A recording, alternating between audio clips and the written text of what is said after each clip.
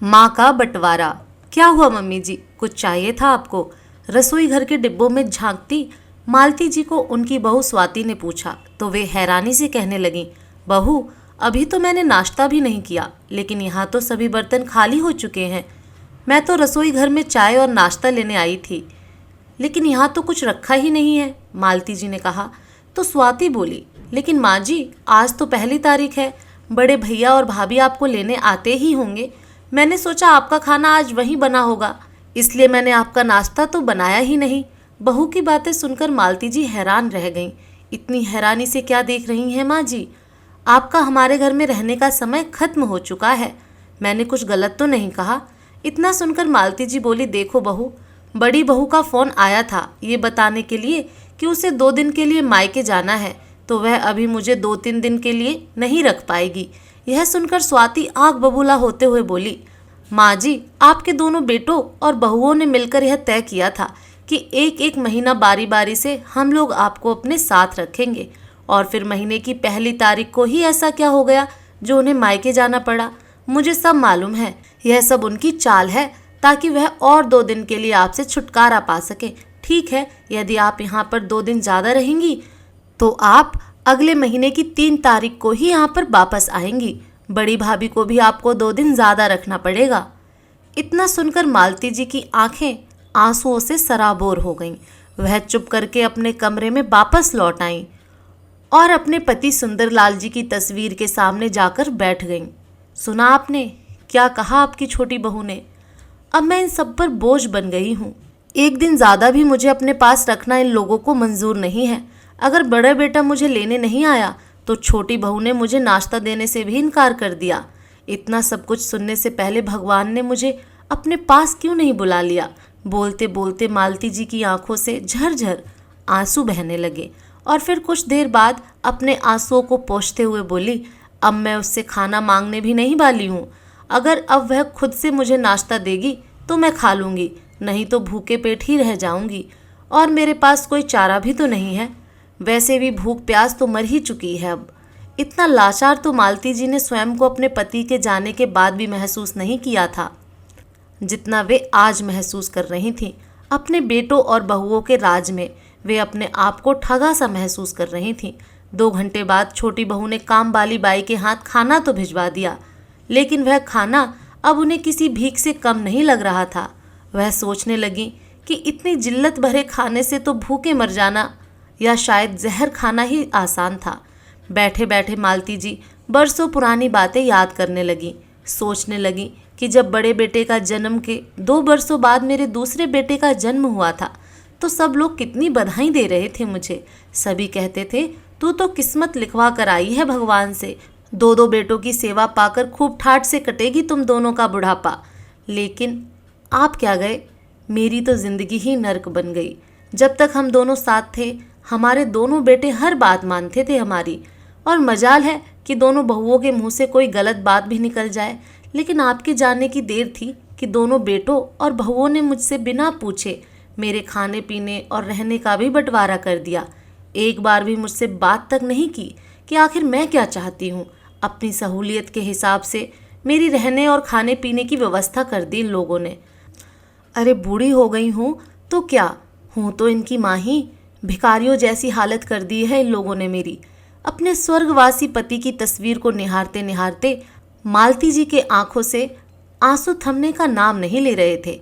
सुंदरलाल जी और मालती जी ने बहुत संघर्ष करके अपने दोनों बेटों को पाल पोस कर बड़ा किया था। उन दोनों ने अपने बच्चों की परवरिश में कभी कोई कमी नहीं आने दी। सुंदरलाल जी की सरकारी नौकरी थी, लेकिन बच्चों की पढ़ाई, स्कूल की फीस और अपने माता पिता की दवाइयों जैसे सारे खर्चे पूरे करने में उनकी पूरे महीने की तनख्वाह चली जाती थी। इसलिए मालती जी घर का काम करने के बाद सिलाई बुनने का काम करती थीं और ऊनी वस्त्र बनाकर दुकानों पर सप्लाई करती थीं, जिससे उन्हें कुछ बचत हो जाती थी। लेकिन जब दोनों बेटे बड़े हो गए तो उन्होंने मालती जी को यह काम करने से मना कर दिया था, तो मालती जी ने भी बिना किसी विरोध के उनकी बात मान ली थी। सुंदरलाल जी और मालती जी ने बहुत मेहनत करके यह बड़ा मकान बनाया था। उसके बाद दोनों बेटे की पढ़ाई लिखाई पूरी हो गई और दोनों अच्छी नौकरी करने लगे। बड़े चाव से सुंदरलाल जी ने अपने दोनों बेटों मुकेश और राकेश की शादियां की थीं। दोनों बेटे बहू उनका पूरा सम्मान किया करते थे। लेकिन कोरोना काल में सुंदरलाल जी अचानक यह दुनिया छोड़कर चल बसे। उसके बाद तो जैसे घर की काया पलट ही हो गई। दोनों बेटे जो राम लक्ष्मण की तरह रहा करते थे, लड़ने झगड़ने लगे। बड़े अरमानों से सुंदरलाल जी और मालती जी ने जो मकान बनवाया था, अब वह 2 टुकड़ों में बंट चुका था और 2 अलग अलग घरों में तब्दील हो चुका था। घर के 2 टुकड़े होने के साथ ही मालती जी के दिल के हजारों टुकड़े हो गए। उनके जिस मकान के आगे पीछे 2 गेट हुआ करते थे, उस मकान के बीचों बीच एक दीवार खींच दी गई। आगे का हिस्सा बड़े बेटे के पास और पीछे का हिस्सा छोटे बेटे के पास आ गया। घरों में आने जाने के रास्ते भी अलग अलग हो गए। बंटवारा यहीं तक नहीं रुका। दोनों बेटों बहुओं ने मालती जी से बिना पूछे उनका भी बंटवारा कर दिया और एक एक महीना दोनों ने मालती जी को रखने की बारी बांध ली और उन्हें यह फरमान सुना दिया गया कि जिसके पास भी माँ रहेगी, पिताजी की पेंशन भी उस महीने उसी बेटे को मिलेगी। अब तो आलम यह था कि एक दिन भी ऊपर हो जाए तो मालती जी की बहुएं उन्हें दूसरे दिन चाय नाश्ता देने तक को भी तैयार ना थीं। आज मालती जी बहुत उदास हो चुकी थीं। सोचने लगी कि हर महीने जो पेंशन आती है वह सारी की सारी बेटे ले जाते हैं। ऐसा लगता है जैसे मैं अपने खाने पीने और रहने की कीमत चुका रही हूँ, उसके बावजूद भी भिखारियों की तरह इन लोगों से खाना मांग रही हूँ। किसी ने सच ही कहा है कि माता पिता एक ही घर में रहकर 2-2 बेटों को पाल लेते हैं, मगर 2 बेटों की शादी के बाद अपने माँ पापा को नहीं पाल सकते। अब मालती जी बड़े बेटे और बहू के घर आ चुकी थी, लेकिन यहाँ भी उनकी उदासी दूर करने वाला कोई नहीं था। शाम के समय जब मालती जी टहलने के लिए पार्क में गईं, तो वहाँ उनका महिला मंडल वाला ग्रुप मथुरा वृंदावन जाने का प्रोग्राम बना रहा था। मालती, तुम भी चलो ना हमारे साथ, सुषमा जी ने कहा। तो उनकी बात सुनकर मालती जी को ऐसा लगा कि जैसे उनके दिल की बात किसी ने कह दी हो। सोचने लगी कि कुछ समय पहले जब उन्होंने अपने छोटे बेटे के सामने मथुरा वृंदावन जाने की इच्छा जाहिर की थी, तो बहुत ज़्यादा खर्चा हो जाएगा। ऐसा कहकर उनके छोटे बेटे ने उनकी वृंदावन यात्रा की बात को टाल दिया था। मन महसूस कर उन्होंने जाने का प्रोग्राम कैंसिल कर दिया था। लेकिन इस बार जब महिला मंडल का प्रोग्राम बन रहा था, तो मालती जी खुद को रोक नहीं पाईं और अपनी सहेली से कहने लगी, सुषमा, बहुत बरसों से मेरा भी बहुत मन था कि मैं मथुरा वृंदावन जाऊं, लेकिन कभी मौका ही नहीं मिल पाया। मैं इस बारे में अपने बड़े बेटे मुकेश से बात करके फिर बताऊंगी। लेकिन जब उन्होंने घर पर आकर अपने बेटे से बात की, तो बड़े बेटे से जो जवाब उन्हें मिला, उसकी तो उन्होंने कभी कल्पना भी नहीं की थी। माँ, कितनी फिजूल खर्ची करती हैं आप। कितना वाहियात आइडिया है आपकी दोस्तों का। इस उम्र में घर पर रहकर भजन कीर्तन करना चाहिए। भगवान तो कण कण में व्यापत हैं, फिर जगह जगह उन्हें ढूंढने जाने का क्या मतलब। मालती जी समझ नहीं पा रही थीं कि उनके बेटे ने इस तरह का जवाब उन्हें कैसे दे दिया और सोचने लगी कि यही मुकेश होता था जो आए दिन कुछ न कुछ बहाना करके उनसे पैसे मांगता रहता था। लेकिन सब कुछ जानते समझते हुए भी उन्होंने कभी कोई रोक टोक अपने बेटों पर नहीं लगाई थी। और आज जब उन्होंने उनसे कुछ पैसे मांगने चाहे तो वे बिना मतलब के बहाने बना रहे थे। मुकेश की बात का मालती जी ने कोई जवाब नहीं दिया था और चुप करके वहां से चली गईं। अगले दिन सुबह जब मालती जी मंदिर गईं, तो उनकी सहेली सुषमा भी मंदिर आई हुई थी। मालती जी को देखकर बोली, अरे मालती, तू चल रही है ना हम सबके साथ वृंदावन की यात्रा पर। इस पर मालती जी थोड़ा शक पका गई और फिर अपनी उदासी को छुपाते हुए एक फीकी सी मुस्कान के साथ कहने लगी, अरे नहीं सुषमा, इस बार कुछ जरूरी काम आ गया है और फिर बेटे बहू का भी कहीं घूमने जाने का प्रोग्राम है, तो मैं नहीं जा पाऊंगी। अगली बार पक्का चलूंगी। अरे मालती, तेरा तो हर बार का कोई ना कोई बहाना रहता ही है। कभी बहू बेटे ने कहीं जाना है तो कभी मेहमानों ने आना है। साफ साफ क्यों नहीं बता देती कि हमारे साथ घूमना तुम्हें पसंद नहीं है। अपनी सहेली की यह बात सुनकर मालती जी उदास हो गई और अपनी मजबूरी कह सुनाई। सारी सहेलियां सोचती हैं कि मैं बहाने मारती हूँ, सबके साथ जाना नहीं चाहती। अब उन्हें कौन समझाए कि मेरा भी मन है, मेरी भी इच्छाएं हैं। अब तो मैं यह सोचती हूँ कि क्या इस जन्म में मेरी ये ख्वाहिश पूरी हो भी पाएगी या नहीं। सुषमा, तुम बड़ी खुश नसीब हो जो तुम्हारा बेटा तुम्हें तीर्थ यात्रा के लिए पैसे दे देता है। मैं तो अपने बेटों से किसी चीज़ के लिए पैसे मांग लूँ तो उल्टा मुझे ही 2 बातें सुना देते हैं। अब तो अपने ही बेटों के सामने कोई इच्छा जाहिर करते हुए ऐसा लगता है जैसे मैं कोई भीख मांग रही हूँ। मालती, बेटे बहू के मामले में मेरा नसीब भी तुम्हारी तरह ही है। पहले मुझे भी छोटे छोटे खर्चों के लिए बहू बेटों पर निर्भर रहना पड़ता था, लेकिन फिर मुझे लगने लगा कि जब तक मैं अपनी जिम्मेदारियों को उठा सकती हूँ, मैं अपने बेटों पर निर्भर क्यों रहूँ, अपनी ख्वाहिशों के लिए उनसे भीख क्यों मांगूँ। और आज देखो, मैं अपनी मर्जी की मालिक हूँ। अपनी सहेली की बात सुनकर मालती जी बोली, लेकिन तुम कहीं नौकरी तो नहीं करती हो?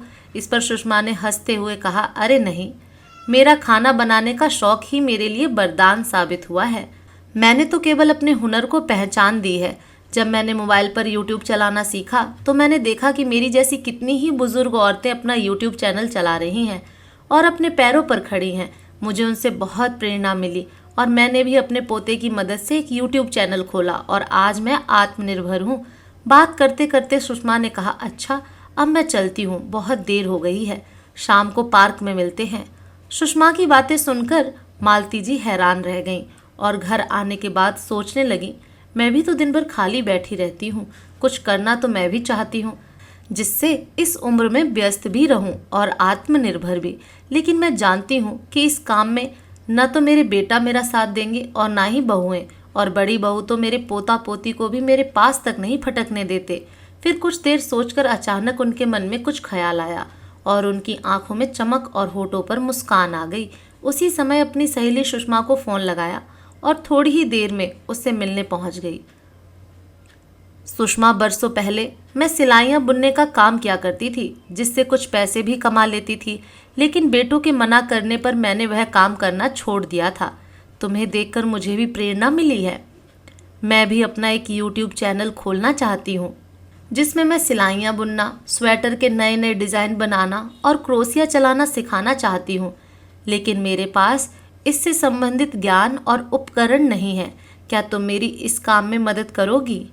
मालती जी की बातें सुनकर सुषमा मुस्कुराते हुए कहने लगी, अरे इसमें पूछने वाली क्या बात है?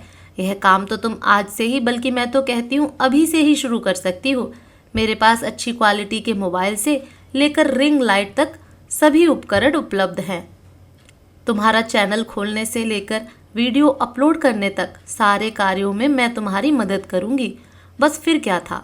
मालती जी अगले दिन सुबह अपनी सहेली के पास पहुँच गई। थोड़ी देर में ही सुषमा ने यूट्यूब चैनल बना दिया और फिर वीडियो बनाने की तैयारी करने लगी। शुरुआत में कैमरा के सामने आने में उन्हें कुछ झिझक हो रही थी। खैर, जैसे तैसे वीडियो बना और यूट्यूब पर डाला गया, लेकिन उनका दिल टूट गया जब उस वीडियो को महज 15-20 लोगों ने ही देखा। वो हर रोज़ सुबह सुषमा के पास आती, वीडियो भी बनाती, परंतु बहुत कम लोग ही उनकी वीडियो को देख रहे थे। मेहनत करने के बावजूद उन्हें कोई रिस्पॉन्स नहीं मिल रहा था। आखिरकार वे हिम्मत हारकर घर बैठ गईं। जैसे तैसे उन्होंने अपनी नीयत को स्वीकार कर लिया। लेकिन उसके करीब एक हफ्ते बाद सुषमा का फ़ोन आया और उसने फ़ोन पर जो बात बताई वह सुनकर मालती जी की खुशी का ठिकाना न रहा। सुषमा ने उन्हें बताया कि मालती जी की एक वीडियो वायरल हो चुकी है जिसे 25 लाख से भी ज़्यादा लोग अभी तक देख चुके हैं। आज मालती जी को अपने आप में एक नई ऊर्जा का अनुभव कर रही थीं। अब उनका आत्मविश्वास बढ़ने लगा और उन्होंने फिर से वीडियो बनानी शुरू की और फिर तो एक के बाद एक वीडियो वायरल होती चली गई। अब उन्हें अपना शौक पूरा करने का भी मौका मिल रहा था और अपने हुनर को पहचान देने का भी। 2 महीनों के भीतर ही उनके पास उनकी पहली पेमेंट आ गई। अब तक तो वह वीडियो बनाने से लेकर एडिट करने तक के सारे काम खुद करने लगी थीं। पहली पेमेंट आते ही सबसे पहले उन्होंने अपने लिए बढ़िया कैमरे वाला अच्छा सा मोबाइल और कुछ ज़रूरी उपकरण खरीदे। जब यह सामान लेकर वह अपने घर पहुंची और कमरे में रखने लगी तो उनकी बड़ी बहू ज्योति हैरानी भरी नज़रों से कभी उनको तो कभी उनके सामान को देख रही थी। लेकिन मालती जी अपनी बहू की परवाह ना करते हुए वीडियो बनाने की तैयारी करने लगी। लेकिन उनकी बहू को सारा माजरा समझते देर न लगी और ऊंची आवाज़ में चिल्लाने लगी, अच्छा तो रोज़ सुबह शाम यह गुल खिलाने जाती थी आप? यह सब कुछ करने से पहले आपने हमसे एक बार पूछना तक ज़रूरी नहीं समझा? बड़ी बहू की बातें सुनकर मालती जी को गुस्सा तो बहुत आया, लेकिन फिर उन सब बातों को नज़रअंदाज करके अपने कमरे का दरवाज़ा बंद किया और वीडियो बनाने लगी। उधर छोटी बहू जब किटी पार्टी में गई तो उसकी सहेली उससे कहने लगी, अरे स्वाति, तेरी सास तो यूट्यूब पर खूब धमाल मचा रही हैं। यह सुनकर स्वाति कुछ हैरान सी रह गई, लेकिन जब उन्होंने मालती जी की वीडियो उसे दिखाए तो उसके पैरों तले जमीन खिसक गई और घर आते ही अपने पति के कान भर दिए। आज मालती जी बेहद खुश थीं, क्योंकि आज उन्होंने पहली बार अकेले वीडियो बनाई थी। लेकिन वीडियो का काम निपटाने के बाद जैसे ही दरवाज़ा खोला तो सामने उनके दोनों बेटे और बहुएं उनकी क्लास लेने को तैयार खड़े थे और उन्हें देखते ही उन पर बरस पड़े। माँ, यह क्या तमाशा लगा रखा है तुमने? क्या हमने कोई कमी छोड़ी थी? क्या तुम्हारी बहुएं तुम्हें खाना नहीं देती थीं? इस उम्र में तो तुम्हें घर बैठकर भजन सिमरन करना चाहिए और अब तुम यह सब करने चली हो। अपने छोटे बेटे की बातें सुनकर मालती जी कहने लगी कि बेटा, यह सब काम मैं अपने शौक से कर रही हूँ। तुम तो जानते ही हो कि सिलाइयाँ बुनना मेरा बरसों पुराना शौक था, और जब मुझे इस शौक को पहचान देने का मौका मिल रहा है तो इसमें गलत ही क्या है? मालती जी की बात सुनकर बड़ी बहू कहने लगी, मुझे तो समझ नहीं आता कि पिताजी के जाने के बाद अब आप यह तमाशा क्यों करने चली हैं? पूरे मोहल्ले में नाक कटवा कर रख दी तुमने हमारी। बड़ी बहू की ये बात कहने की देर थी कि मालती जी बड़े बेटे ने उन्हें फरमान सुना दिया, माँ, अगर यह सब तमाशा करना है तो कहीं और जाकर करो। हमारे घर में रहते हुए यह सब करने की कोई ज़रूरत नहीं है। मालती जी, जो काफ़ी देर से अपने बेटे और बहुओं की बातें सुनती जा रही थीं, यह देखकर हैरान थीं कि जिन बहुओं की आपस में कभी बनती ही नहीं थी, जो एक दूसरे का चेहरा देखने को भी तैयार नहीं थी, आज अपनी सास के खिलाफ एकजुट होकर खड़ी थी। लेकिन अपने बेटों की बातें सुनकर आखिर मालती जी के सब्र का बांध टूट गया और फिर उन्होंने चुप रहना उचित नहीं समझा और रौब भरी ऊंची आवाज में बोली, बस बहुत हो गया, बहुत बोल लिया तुमने और बहुत सुन लिया मैंने।